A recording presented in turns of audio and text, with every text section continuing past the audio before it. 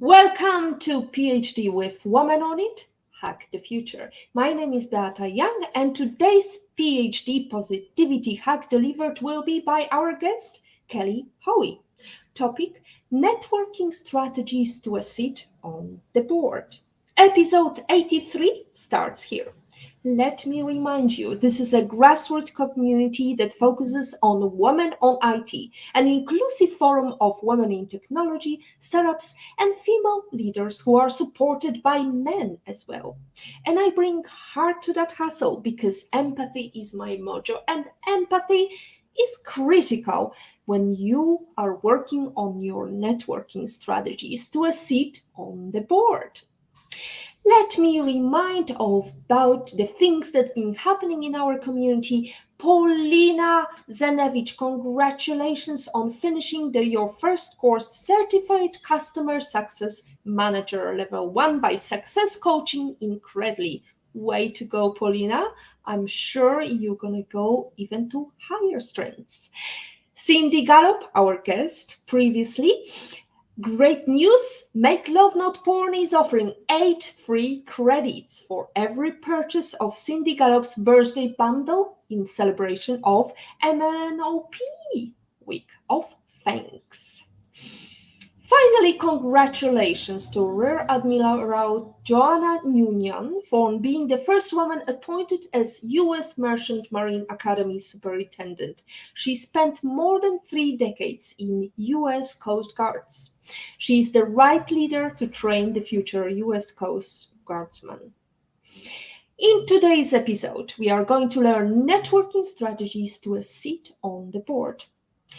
Women hold only 28% of board seats on the Russell 3000 index of publicly traded companies. It's an increase of 2.4% since 2021, but this number is still far lower than what is necessary for a company to be considered a truly inclusive one. There is no question that networking is a powerful tool for career advancement, but when it comes to landing a seat on the board, it can be even more critical. That's because the vast majority of board seats are filled through personal connections and relationships. So if you're serious about joining a board, you need to start building your network now.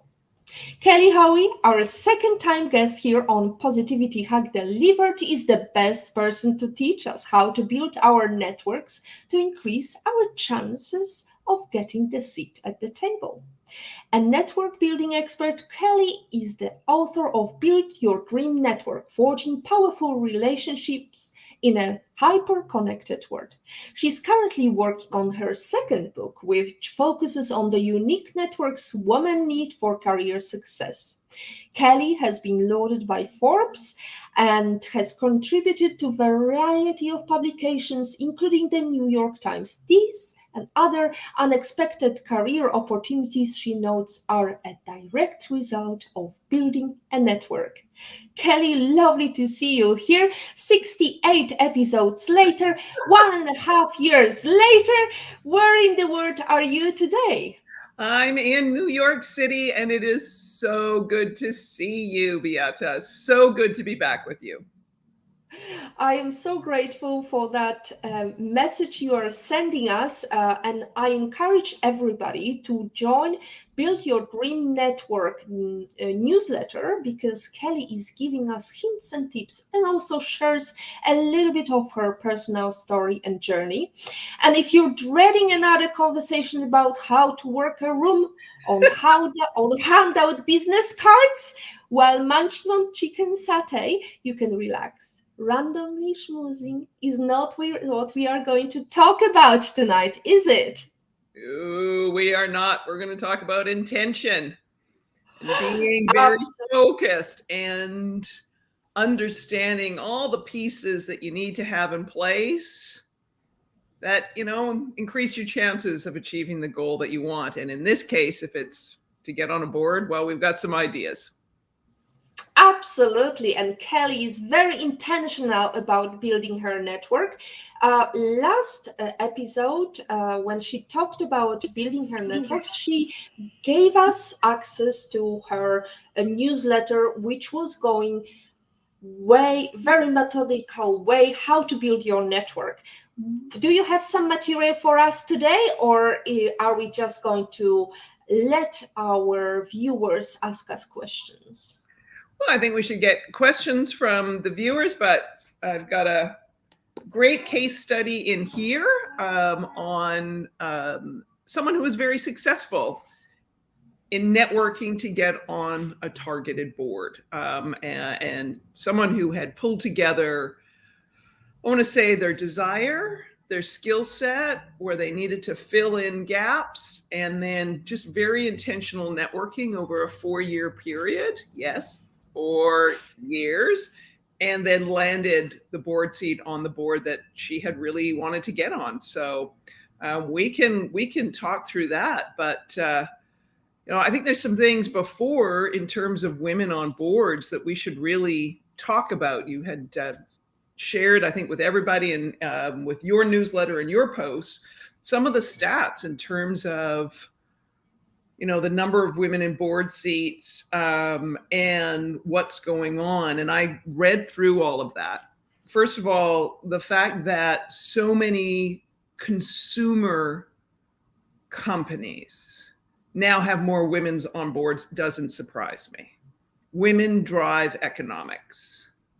The largest wealth transfer in human history is going on because that money is being earned by and transferred to women. So smart companies, financial institutions, consumer packaged goods, the consumer products, retail, that they get that and they're adding more women on their boards doesn't surprise me. Some of the data that showed, and I think and we'll get into this, boards of directors still have a bias. And this is not a bias exclusively on gender or on race, religion, sexual orientation. When it comes to boards, there's a bias on the experience and skills. So they're looking for CEOs or other C-suite. They're looking for someone with P&L, responsibility, profit and loss. They're looking for someone with international experience. So this is particularly with public boards. So when I think about women getting on boards, you talk about the networking.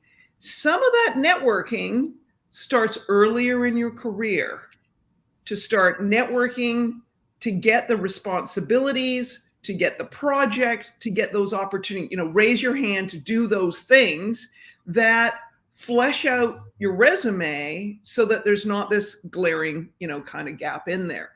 The other thing we need to kind of talk about on all of this is, Beata, is, opportunities. It was lovely to see in the materials that you had circulated that there was a lot of women appointed in the last year or so to boards, but that also means there's vacancies, whether those vacancies because someone has rolled off a board or that an additional seat has been created on a board. But things that I think that in terms of good corporate governance, and this is outside of the control of someone desiring to be on a board, is term limits. Like don't get to sit there on a board for 30 years, right? That kind of thing. And the limit of the number of boards, particularly public boards, someone can sit on. And I say that, as an investor, being on a board, particularly a public board, that's a full-time job. You can't have 8, 10, 12 of those things to pay attention to what's going on. When you think of some of the tremendous financial fiascos that we're seeing right now in the crypto world, that we've seen in the past with companies like Enron, when Theranos, if there had been true corporate governance and people on the board who were paying attention and realized that, I can only sit on so many of these things to really monitor what's going on, then there'd be more seats and more opportunities for other people to fill. So some of this, like I said, I think it's outside of our control. But let's talk about the stuff we can control. And get to our questions. And there's two areas where I think we as women, I did mention one we have a little control over, like what's your career path and what are you raising your hand for in terms of projects, assignments, roles, that kind of thing. Absolutely. So let me just stop you because we have the first comment, Leanne Georgiades. Great to join you this evening, Vata and Kelly. Woman on it, networking power woman. Exactly. Keep it coming. Keep these comments coming, and whatever is on your mind, tell us where you're joining us from, and tell us what your struggles are. Kelly, just a little note on that. There is actually some people, some men here in Malta who are sitting on more than 30 boards, just as a side note. So yes, there is, yes, absolutely. Accountability, zero. Anyway, you step back, but this is where you sort of switch your hat and you step back as someone who is interested in a strong economy, someone who is interested in a return on your own investment, regardless of gender, regardless of capability. Someone sitting on that many board seats cannot be paying. You cannot be paying attention to what is going on in that investment. And I don't care if, I would almost say, Beata, I'd seen someone once in a profile, and this woman was quite proud. She sat on like 30 different not-for-profit and community boards. And I sort of read it and thought, I'm not giving my money to any of those organizations, because you cannot be paying attention to what's going on in terms of the governance. It's just impossible. I think the right number is probably around 3.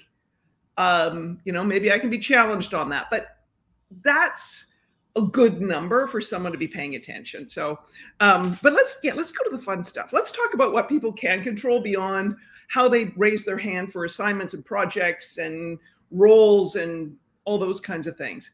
Your network. And the myth, the fact that sitting on board is not just sitting, right? What does it mean exactly? Well, I mean, the board. Well, as someone said to me once, the board's chief job is to fire the CEO. Right? So a board, you're not doing the day-to-day management, but you got to be keeping your eyes on all of this stuff to know whether or not the CEO and the C-suite are doing their jobs. Mm-hmm. So, when a board says they didn't know what was going on, then I say, well, that's, sort of like ignorance of the law is no excuse. You weren't doing your job in monitoring what the CEO was doing. Full stop. And in that sort of situation, I'd be like, that whole board should be fired.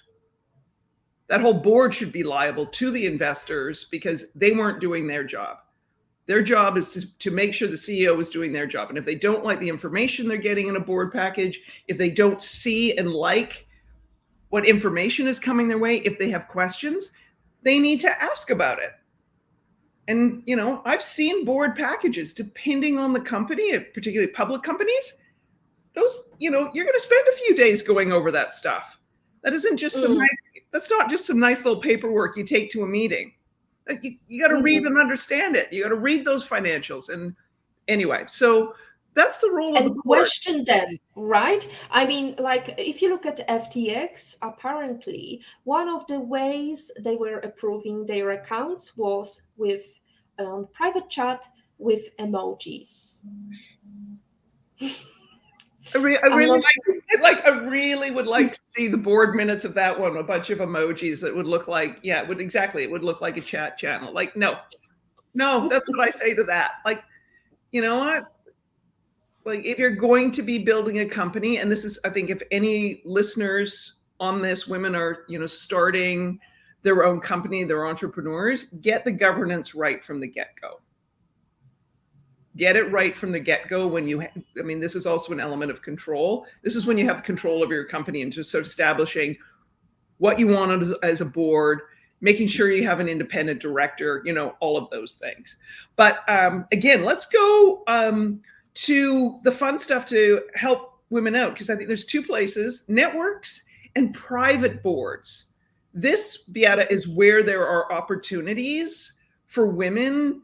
Not to say that there is an opportunity with public boards, but that's, that might be a different hurdle. And for some women, they may be in a position right now that they're like, well, I'm at that point in my career where I'm not going to be a CEO, I'm not going to have P&L, and the days of relocating my family overseas are over. So what's in this for me? And this is why I think the networks, and why we should talk about private company boards, because as the information you sent me showed, 86%, right, of private company boards don't have the diversity on their board. And there's ways to overcome that. So, yep, let's get there. Yeah. Okay. So let's talk about networking. I promised you a humorous insight, as it was at a getting on board panel that I attended years ago, and it was with an organization called 100 Women in Hedge Funds. So very accomplished Wall Street as well as financial services women. And they were talking about how to network to get on boards. And there was all sorts of stuff on it. And one of the women just took the mic. And the woman is Diana Taylor, and she sits on a number of public company boards. And she said, you want to know who to network with to get on a board? Old white men. Yeah. So, that may not be the answer, but you need to look and think, who's on this board? All right. Maybe you already have connections into them. Maybe you are, maybe you belong to the same community group. Maybe you have the same not-for-profit interest. Maybe you belong to the same, church or synagogue or temple, whatever it may be, right? Maybe you know them through work as an acquaintance level, but you need to get to know those people who already have access into those, because they're the ones, as you noted, Beata, you said this is like most of the sort of, particularly the public board stuff, that's word of mouth kind of thing. And so you need to have them talking about you when you're not in the room. So map out your network to figure out, all right, how am I connected into, some of these, old white dudes. Oh, absolutely. We have Josie Kassar joining us. Josie, I'm so delighted you're here, because it was because of you I brought Kelly again to us. Because Josie, a couple of weeks ago, when I was speaking on the panel, she asked us, me, Mariella, who was also a business professional woman founder, she was also talking about bringing more women onto board C-suite positions.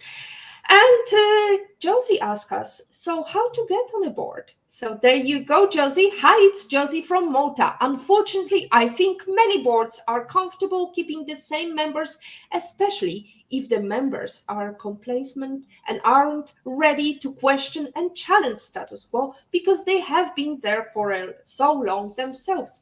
Absolutely agree with you, Josie.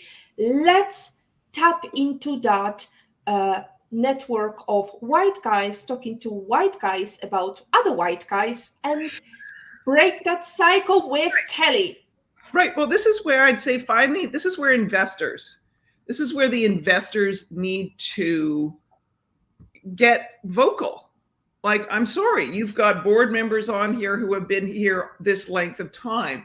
Their experience, like, thank you very much. Your contributions, well done, high five.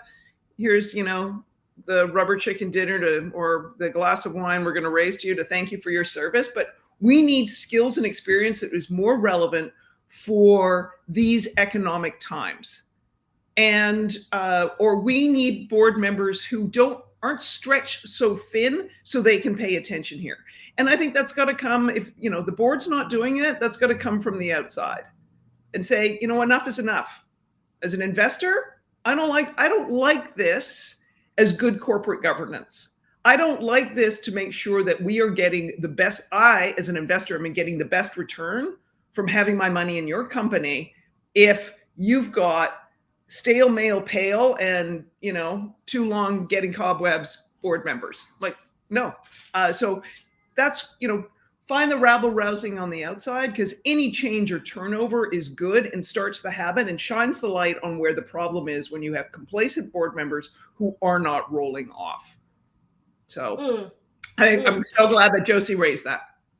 Oh, absolutely. And so Josie says, that's so unreal. Thanks so much for giving this topic the right attention. Absolutely. One thing, ladies, here is a call to action. Number one call to action: if you see injustice, if you see somebody, especially though these companies who are public companies, they are listed on Malta stock exchange, call it out and say, I'm not buying XYZ because they are not supporting diversity.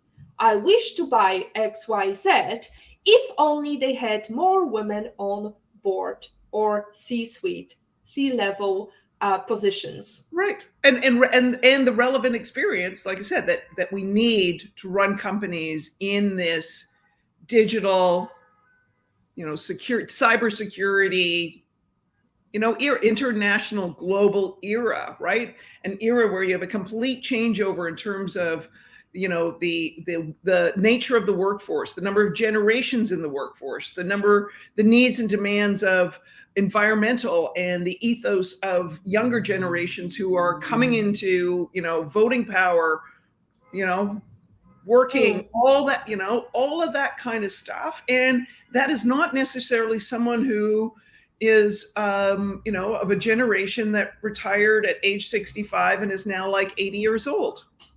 Sorry. Yep. Different mode of life. Sorry. Survey says no, that kind of stuff. So that, this is where I say get active from on the outside, and start figuring out how you can, assuming you have the right experience. Because like I said, that's something that's in our control, ladies. Like, think in advance how you're building a skill set, recognizing that there is this ongoing bias that might be a longer time for anyone to overcome in terms of what they think, and particularly of public boards. But, back on the networks, let's, Beata, let's talk about the case study. Yep. In my book, which I really love, with an entrepreneur by the name of Devin Brooks. And Devin was a successful entrepreneur. She started a company, and she launched a category. She's the one who started blow dry bars. So all of us can go somewhere and get a blowout without a cut and a color and all the rest of that kind of stuff. She exited. Now, when she exited, she thought about what she wanted to do next. She's like, I'd like to sit on a board. But she needed to be really realistic. It's not enough just to say, I want to be on a board and I've been a founder, so I've been a C-suite. She's like, I've got really great marketing skills. Like, she's like, I'm a marketer. So does a board need my marketing skills? So she looked around, and there was an organization called Futurepreneur Canada that she's like, you know what? I want to get on their board. They're a national board in Canada. They help entrepreneurs. This is an area I know from living experience. It's an organization that she had experience in as a founder, that she had received support from, but she's like, that wasn't enough. So first of all, she stepped back and she was really realistic about her skills. She thought about where she needed to maybe fill out some gaps. Like, let me learn more about what it means to be a board member. So she sat on a local not-for-profit board just to kind of like, let me get some on the board experience. And she found one that was very professionally, like they ran their board like a corporate board. She also took a board readiness to just like, hey, I want to know the terminology. She wasn't like, oh, gee, I'll do this course and I'll get on a board. She's like, no, I want to understand the terminology. I want to talk the talk, before I start raising my hand. She then looked at the board she wanted to get onto, and she said, okay, what do I need to do? I need to pivot how they think about me, because they think about me as a entrepreneur, and I need to now see that I can be of service to them. Where's the opportunities to do that? So she had to wait and watch. Where were the opportunities? Now, it was fortuitous. They got a new executive director, a new CEO of Futurepreneur Canada. They were going to do a rebrand. And Devon's like, hey, that's my sweet spot. I can help you out on that. So she raised her hand and said, let me know what I can do. I have benefited from this organization. And by the way, you know what? One of the things I want to do ultimately is get on this board when there's, if there's ever a possibility. I want to be considered. That's probably a better way of putting it. So she knew by raising her hand to help the new CEO, executive director of the organization, that she would come in contact with board members. So she intentionally, as part of this helping on this new rebrand project, she intentionally got to know board members to the degree that she took a flight to go on her own dime to go and meet one of them in person. And she did this, I want to say, networking, getting skill set, doing it 4 years. And she was successful because there was an opening seat on the board. The board looked around and said, what's the skill set we're missing? Who's not at the table based on skills? And they're like, marketing. And everyone's like, well, that's Devon. She's been working with us. Oh, I know her. Oh, I've met with her too. They were talking behind closed doors with her, and she got the seat on the board. So there's an element of this of skill set, this strategy, all right, what's the actual thing? And then there's this persistence or grit. So not I'll just put up a nice little pretty board resume and people will think of me and I'll have lunch with them every once in a while. What are things you can do to constantly get in someone's face and they can see how you could work with them? Oh, right. She was easy to work with. Oh, she was giving us some really good insights. Oh, she was really responsive. Oh, I could see myself sitting around a big oak table in a boardroom, having her at a board meeting. So at page 115, Devon lays it all out. And that's when I think about what's within your control. All those things that I talked about that were in control, Devon took these steps. And if you're listening to me, that you're like, oh my God, Kelly, that's too much work, right? Then I'd say, then you know what? Hope and a prayer might get you on a board. But if you want to do this, then commit to doing it. Right. What's an introductory question that you should say to somebody that that there are opportunities on the board, but you don't know how to approach this person, not to offend them? Is it someone you know or someone you don't know? Let's say someone you know because you're already connected to them on LinkedIn. Yeah. No, you know what? You might ask them, you might say that you're intrigued to learn more about their board experience, and that your interest was piqued because you see that they have an active board search. And that might be one of those things to sort of say, that yes, I've got an interest at some point in sitting on a board, and I'd love to hear more from you in terms of how did you land your first board seat? How do you go about, what sort of skill set? What would your advice be for someone like me if I was interested in, getting on a board? People love to give advice. We both know that.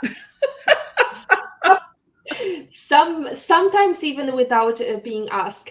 Let's go to some of the comments. We've got IPOVIT, Patrick, personally my husband, great supporter. I'm sitting on his board. Good point on boards.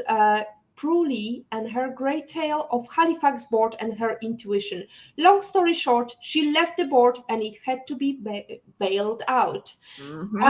The long story is she actually asked somebody what are derivatives, and that someone said, I don't know, but they are paying us, so I'm sitting here.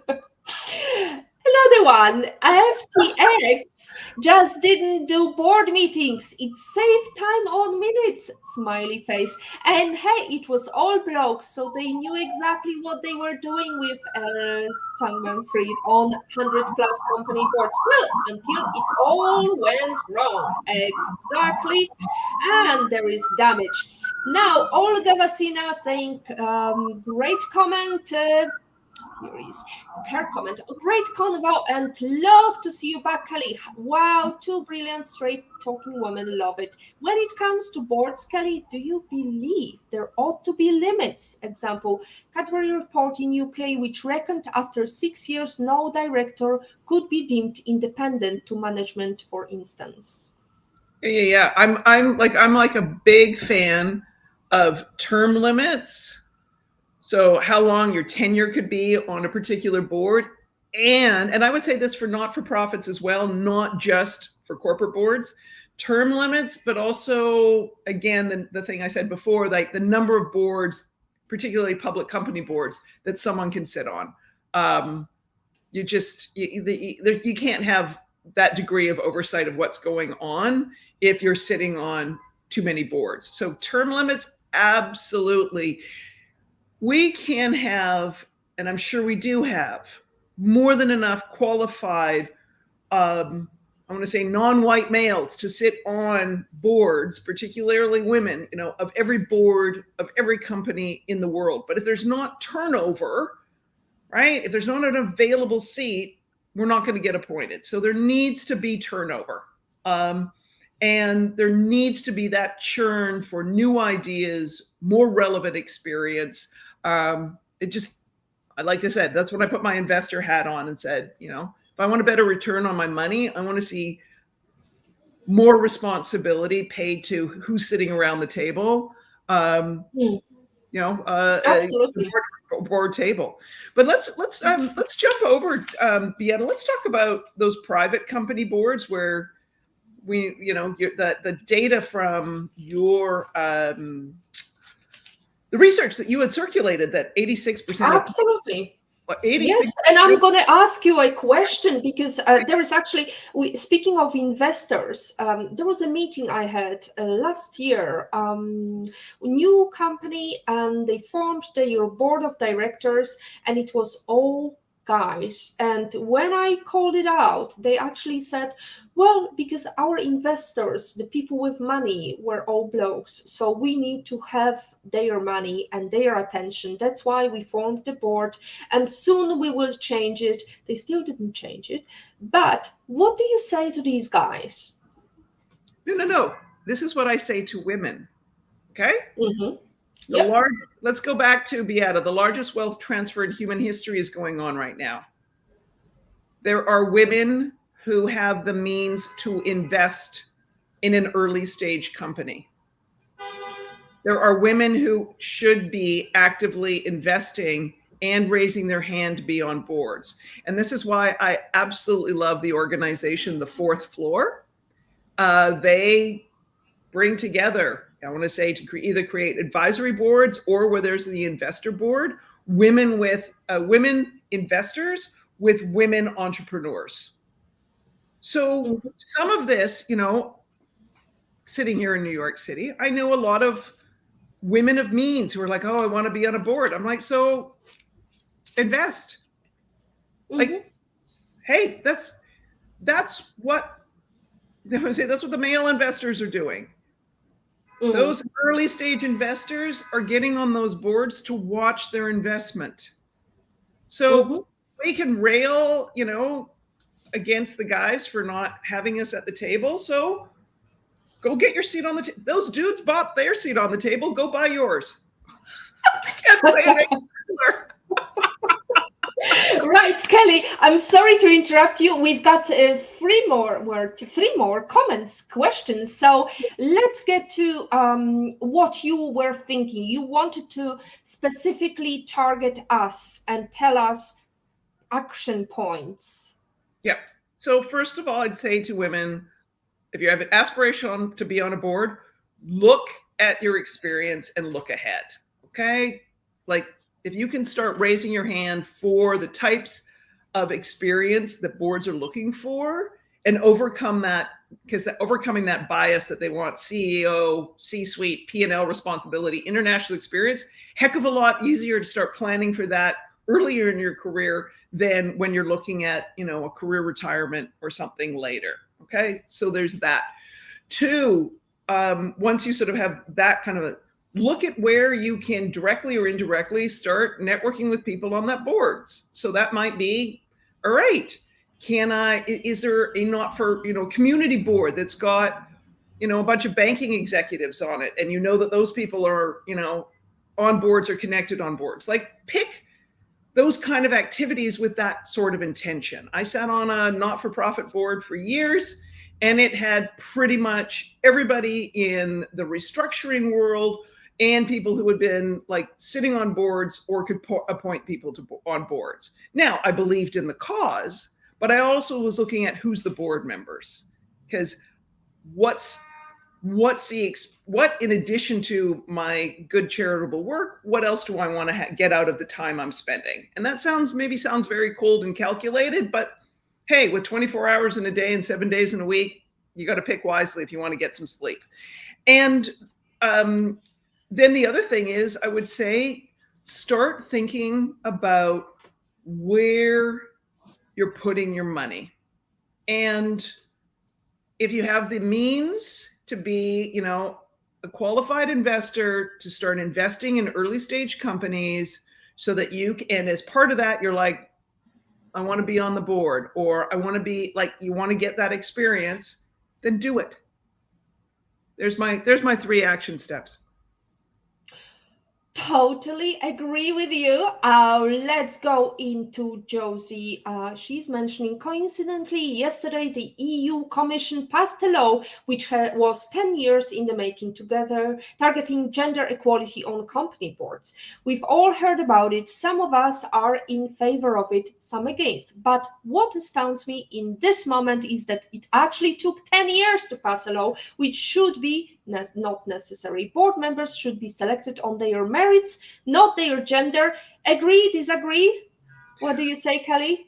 Well, I think you need qualified people there on the board, right? But you've got complacency, as Josie pointed out before, and you've got people like, oh, we're putting the best people, but that's where the bias comes in.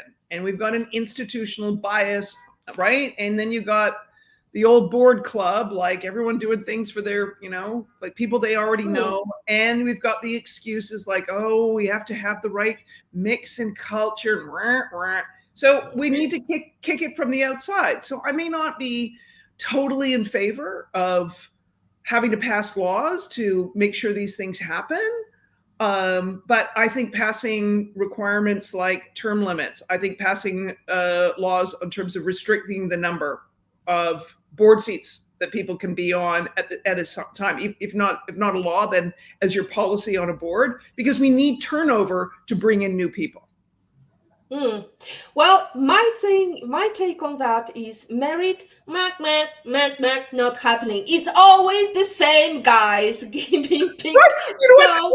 The same people passing the laws are the ones who want to sit on those boards. So they're like, but if we let all these other people in, how am I going to get my seat at the table? Absolutely. As Cindy Gallop says, get over it. I love Cindy. Absolutely. So much. Cindy, lots of blessing and love from us. Now, Dr. Michelle Jalanze, women on boards improves the profit of a company. Absolutely. Dr. Michelle, Yes, she's the founder of Women Directors in Malta, and she's been policy making for a couple of years. Unfortunately, change is not happening fast enough, Josie. So, as much as we would love to see merit, it's not happening. So, we need to make these policies. Catherine is mentioning also loving the discussion, ladies. Can you touch on the balance between A, networking and putting yourself out there to get a seat on board versus B, due diligence that you need to do on a company yourself to ensure you're comfortable and happy, and it's a responsibility you are comfortable to take, especially outside regulated sector. In example, to have the ability to say no if you don't think the governance, independence, etc. exists. And if we are talking about due diligence, Kelly is the person to answer this question. Catherine. Well, I think, I talked before about, the networking, putting yourself out there, but I also think this is where you do need to know what and be comfortable within your own value system to know what level of risk you're prepared to take. D&O insurance, directors and officers insurance, it only covers so much. I know in one instance, the D&O insurance didn't kick in until the director had spent $5 or $10 million of their own money. Hello, right? So this is where I would say on the due diligence is do your due diligence and don't allow your desire, like, oh my God, they're going to pick me, I'm going to be on the board, right? Don't let that cloud like your smarts on, all right, here's all the things that are giving me warning signs that this board may not be operating, or this company may not be operating in a way, and the board is not doing good oversight. And B, I'm not going to get my reputation's not going to get tarnished by their poor governance. So, this is where, like, do see what information they give you, know what questions, and ask the questions. And if they're like, oh, no, don't worry about it, I'd be like, I'm sorry, I am worrying about it. I want the answer. And being comfortable in saying no. Thank you for asking me. Thank you for thinking I would be a fit. Thank you for recognizing that my skill set would have value on this board. But here's where I have concerns. Absolutely. Well, that just reminds me, somebody I know told me that they were asked to sit on a board, and when he asked what are the responsibilities, they said, oh, don't worry, it's just, we need to fill the board positions. Luckily, he said, no, you say no to that. So definitely sound advice, do your due diligence. Or we mentioned you just before we joined our live stream. Boards crave diverse talent and skills, says Anne. This is an amazing time to join a board. Build your board skills, build your network. Bravo to this. And another comment, we have totally agree with limiting the number of boards at only one person can sit on, potential conflict of interest, the other, and time tenure limit. Kelly, thank you, Leanne. Lovely to hear back from you. Now, Kelly, so you start by having a very methodical approach. You think ways how to do it, but also I think you sent us some reminders of having like a ticker box for each task you do each week. What would be the ticker box for a person who wants to join a board? Well, first I would reverse engineer, right? Like look at the board and like work backwards, right? So that literally create your checklist of what are the things that you may need to get in place. What are maybe questions you have? What are gaps in your own experience? Who are some of the people around the board? And from that, right, start creating your action list where you might be like, okay, I do have some of this experience that they're looking for, but I'm not expressing it in a way that I could be found because of that experience. So let me checklist item, rewrite my resume. maybe in rewriting your resume, you need to find out, what does a board resume look like? And so that might involve talking to other people about a board resume, or doing women on boards or some other program that lays out the board resume. I know the fourth floor has a virtual board boot camp.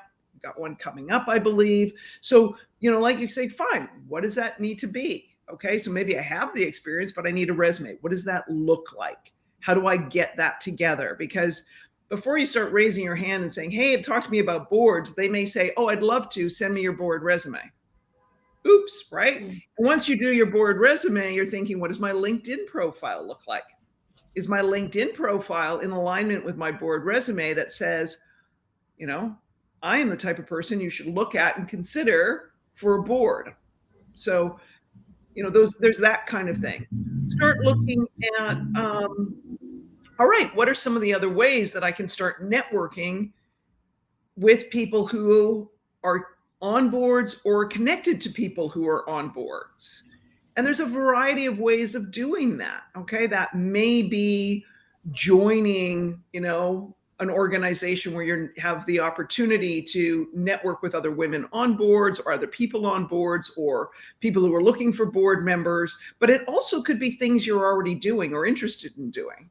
So that's when I come back to the community service, not-for-profit boards, not because you're going to get board experience being on that not-for-profit board or committee that someone says, oh, that's directly relevant to being on a, corporate board, but you're networking with other people who are sitting around that oak table that you want to be sitting around. And that's why you're picking those kinds of things. So those are some of the things I would start thinking about doing in terms of like a checklist. And depending on where you are in your career, you'd add on that checklist, like, I don't know, go and look at the profile of someone who sits on a board. Go and look at, a board search, where they've got like a board search going on.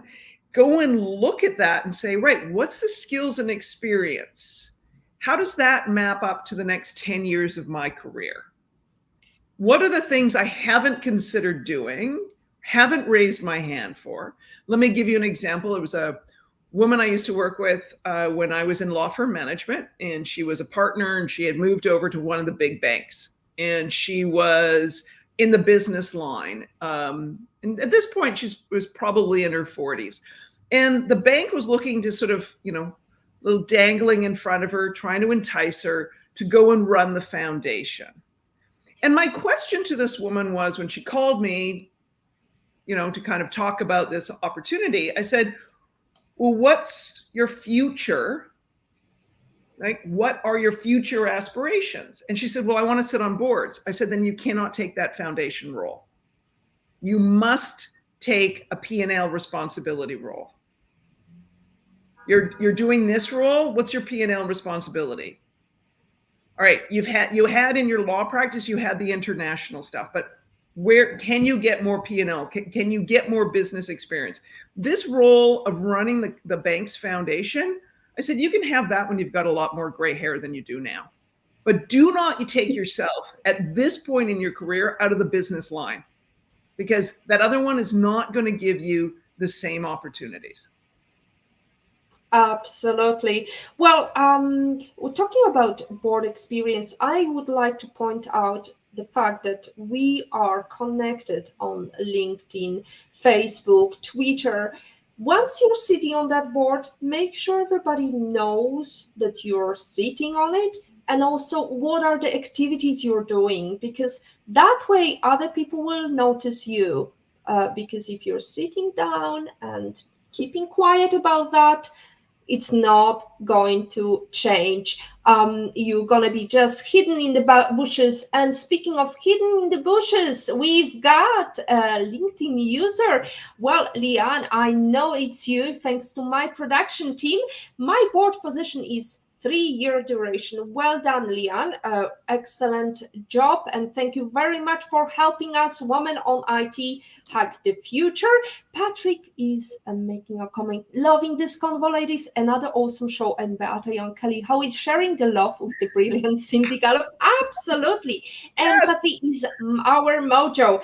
And empathy is critical when you are trying to get a seat at the table. So speaking about empathy, it was a topic of our previous conversation, Kelly, when we talked about the fact that we are bombarded with these sales speeches on our inboxes.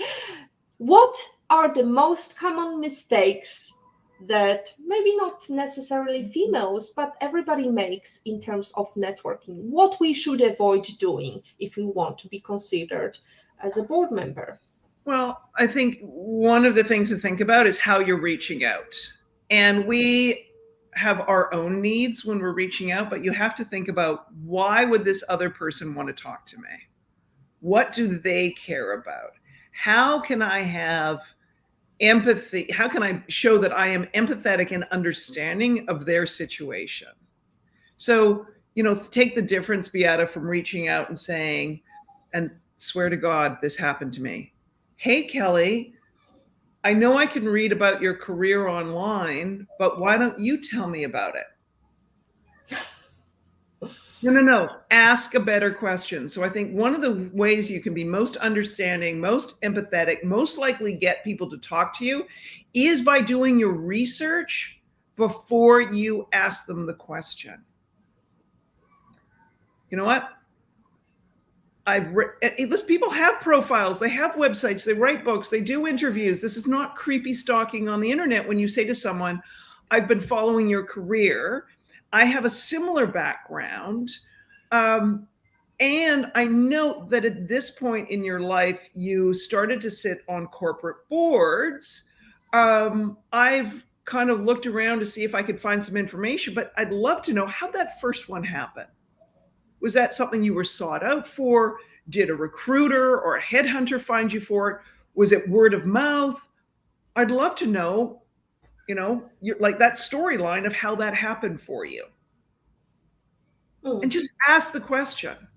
And they'll tell you the answer. They might say, oh, it's actually a really funny story. Let's jump on the phone. Or they might say, oh, I was headhunted for it. Here's the recruiter that headhunted me. You should reach out to them. Or they may say, oh my God, it was my brother-in-law. They put me on the board. Or I made an investment. They'll give you the answer, but ask the better question when you're reaching out to someone, whether it's someone you know or someone you don't know.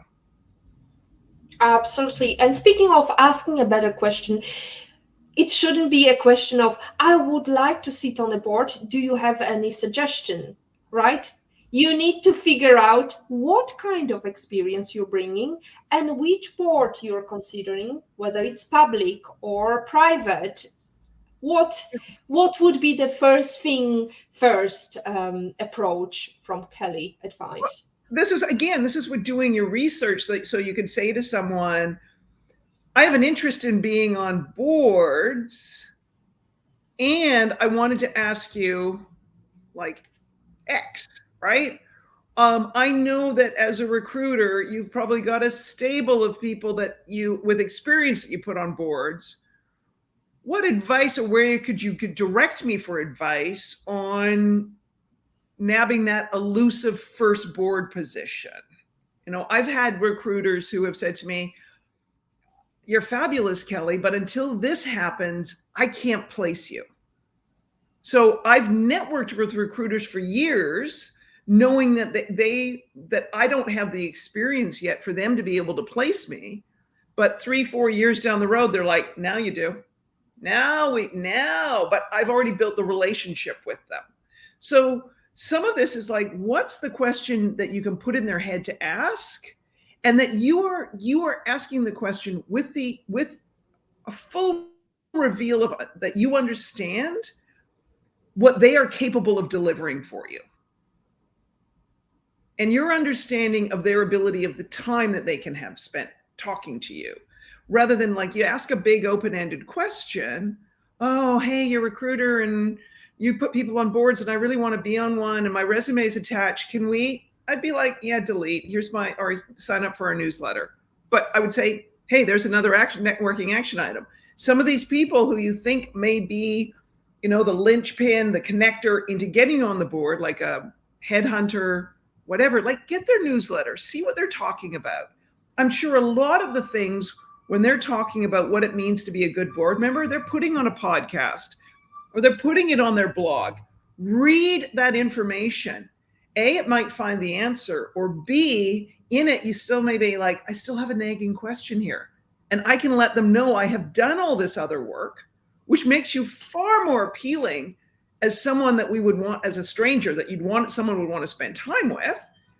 And, you might get that answer to that question as well as a connection. I mean, some of this, I think, doing the research, Beata, is thinking about how do you make that really strong first networking impression? I think we as women are fearing of actually asking these questions and being ridiculed for the fact that we are considering even this position on board. So the question is really just do it and prepare. If you think you're 70% prepared, you definitely are prepared. So, and I'm referring here to the data that says women only ask for a job if they feel at least 90% of qualifications or requirements are fulfilled. So I ask you today, I hope Kelly would vouch for that, if you feel you're capable of being on board, if you feel that you have the experience and you can contribute to that board and you have the time capacity, definitely go for it. Yeah. Now we have a final comment from Patrick. Fantastic session, ladies. Lucid common sense, informative questioning the status quo. All ideal qualities for non-exec directors. Oh, thank you for mansplaining, Patrick. Now we have another topical conversation about that. Great insights, Kelly. Thank you both. And lovely seeing so many familiar faces. Nice to make some connections too. Thank you so much, Lian. Now, we are heading towards the end of our discussion. Let's talk about Kelly's plans for the future. Tell us about your book. Well, you know what? Can we touch on one more? I want to stress one more thing for any of the women watching this who are entrepreneurs and have startups. Yes. Put in your corporate governance, your the certificate of organization, the formation documents for your company. Put in there that you are going to have a board of directors and it must have an independent board member. Because then as a founder, you're protecting yourself, because we already heard Beata talking about the fact that startups put all, when they get investors, they put all their investors around the table. And as an investor, I'm like, hell yeah, right? Like, this is high risk money. And if I want to keep an eye on my investment as the person who's put in the money, I want to be at that table. So I get that. But as a founder, this is how you protect yourself to have an independent director. Put it in the corporate governance, like your corporate formation documents, because then if an investor says, no, we don't need it, you're like, no, I have to. It's in my formation documents. I have to do this. So it's not something that's automatically there, but founders, put it in there. There you go. There you have it. Put it out there. And now, Kelly, your next book. Tell us quickly, what's the book about and can we sign up for it? Yeah, so if you stay with my newsletter, you'll find out all the things I'm doing, and I'm going to be tapping you and your network all about this. But there's some interesting research that successful women build different network structures differently. This is not like they do network differently in terms of the structure of the relationships they build around them. And it's a model that we, the other, I would say the other 99%, whatever it is, women who have these big aspirations, whether it's, starting your own company, getting on a board, whatever. Some of the pieces of that research is in book number 1, but Book number 2 solely focuses on this because it is, I want to say, it's a recipe that the rest of us can follow to ensure that we have the network health that supports our ambitions. Absolutely. Everyone should build their network before they need it. Kelly, I always ask, imagine the pandemic is over. Now, there is a tradition in Poland that for Christmas, people prepare extra seat at the table. So they have dinner for a special guest in case it appears. Who would you like to invite to your empty seat, and who would it be? And where would you have that Christmas table if you could dream of having it somewhere in the world? Oh, there was a really inspirational woman who I worked with, Maureen Donovan, and she just had incredible drive, style, and I would love to have dinner here in New York with Maureen. I wish she was still with us. She was just the kind of role model, graduated from law school when there was like 4 women, fought to get her first, corporate law firm job, was very tactical in terms of changing practice areas because she was driven to make partner. She was very egalitarian on who she worked with. And I would love to have dinner with Maureen, and probably, I would say, one of my favorite restaurants in New York, Le Grand Louis, beautiful French restaurant, extraordinary floral displays. I'd like to be there at a table with Maureen, watching the New York life go by and just having a good time and a catch up and a cackle. Absolutely. Well, I don't think it can happen if since Maureen is no longer with us, but her thoughts are with us. Well, I hope you will have dinner with me sometime once I'm in New York. Absolutely. And now I would like to thank, ladies and gentlemen, thank you so much for your lovely comments. Thank you very much to Lian, Patrick, Josie, Olga, Michelle, Catherine, and Anne. This is your time to hack the future, and this is, as always, time to remind you about our positivity quote. Comes from Positive Thinking Only and goes, look for something positive in each day, even if some days you have to look a little harder. If you don't like something, change it. If you can't change it, change your attitude. Next week, we are going to have our guest talking about how to get digital transformation right with Google. Join us next week. Thank you very much, Kelly, for today's discussion. I wish you hacking the future and hacking the board's position or whatever position you're dreaming of. See you next time.